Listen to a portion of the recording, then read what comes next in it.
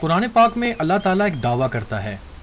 وہ دعویٰ کرتا ہے کہ ایک عورت تھی. قرآن میں بچے کو جنم دینے کی ایک کہانی ہے, پورے قرآن میں ایک کہانی. ایک عورت تھی جو حاملہ تھی.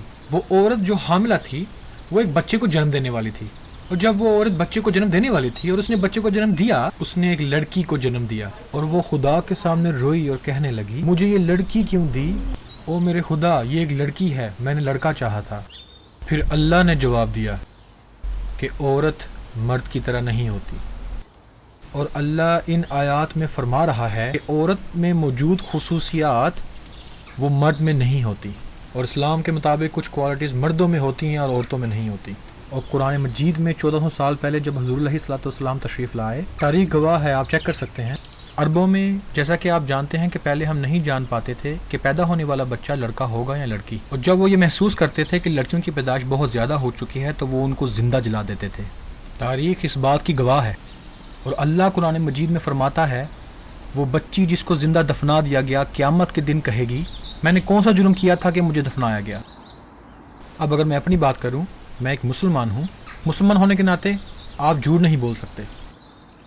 میری صرف 2 بیٹیاں ہیں, اور میں کبھی بھی اپنی بیٹیوں کو 2 بیٹوں کے لیے نہیں چھوڑوں گا. میں قسم کھاتا ہوں خدا کی. اللہ نے جو عزت عورتوں کو دی ہے وہ مردوں کو نہیں دی, اور ہمارے پیارے نبی فرماتے ہیں وہ شخص جس کی 3 بیٹیاں ہوں اور وہ ان کا خیال رکھتا ہے, ان کی پرورش کرتا ہے, ان کو تعلیم دیتا ہے, ان کی شادیاں کرتا ہے, وہ میرے ساتھ جنت میں اس طرح سے ہوگا.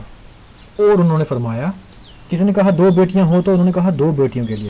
میری 2 بیٹیاں ہیں اور میرے لیے وہی جنت کا راستہ ہے. پیارے نبی نے یہ بات مردوں کے لیے نہیں کہی. ایسا کیوں؟ کیونکہ عام طور پر لوگ, خاص طور پر زیادہ تر لوگ, وہ مردوں کو عورتوں پر نسبت دیتے ہیں. میں آپ کو صرف ایک چھوٹی سی مثال دیتا ہوں اسلام سے جو یہ ثابت کرتا ہے کہ مرد اور عورت اسلام میں برابر ہیں. ہمارے پیارے نبی فرماتے ہیں عورتیں جڑواں ہوتی ہیں. ہاں, بھلا کیا ترجمہ تھا اس کا؟ عورتیں عربی میں بتائیے گا پلیز. عورتیں مردوں کی جڑواں ساتھی ہوتی ہیں, وہ برابر ہوتی ہیں, ایک جیسی ہوتی ہیں, بالکل برابر. میں ایمانداری سے کہوں گا کہ اسلام میں صرف اتنا فرق ہے, ہمارا ایمان ہے کہ مرد اور عورت برابر ہیں مگر ایک جیسے نہیں. تو جو حقوق عورتوں کے ہیں وہ مردوں کے نہیں ہوں گے.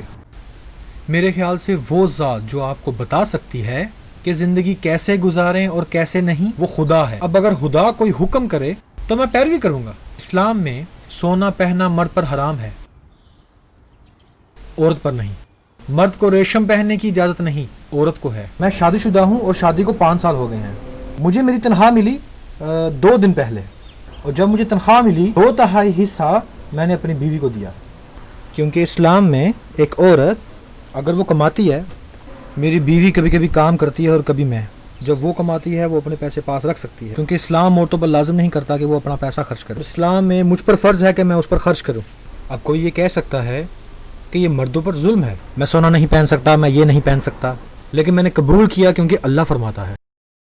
یہ اصل وجہ ہے. اب آپ لوگ جاری رکھ سکتے ہیں, نماز کا وقت ہو گیا ہے. اچھا لگا آپ سے بات کر کے.